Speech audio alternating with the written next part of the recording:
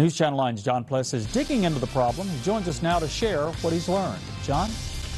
Well, Calvin, the water company's position is that if you don't live within a city or county with a full-time fire service, there could be some compromises, like not having enough water and fire hydrants when they're needed in times of an emergency.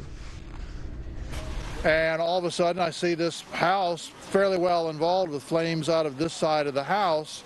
There's nothing left of the house next door to Mark Brainerd.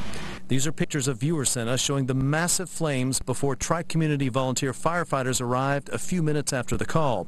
The problem is not manpower or enough fire trucks. Dry hoses laying on the ground tell the story. The biggest problem, of course, was getting a continuous supply of water. We had to run about 3,000 feet of hose. Firefighters had to lay more than a half-mile of supply hose, basically a water main up Julian Ridge. So it took a lot of time for firefighters to connect to the closest fire hydrant more than a half-mile away.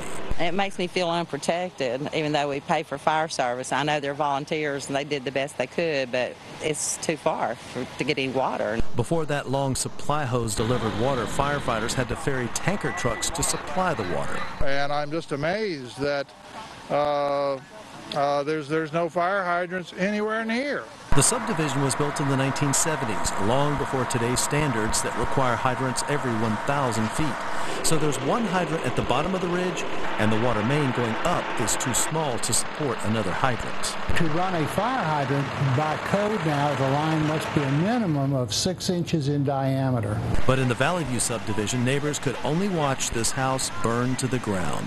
There's a lot of nice homes, and look for yourself. This is unacceptable.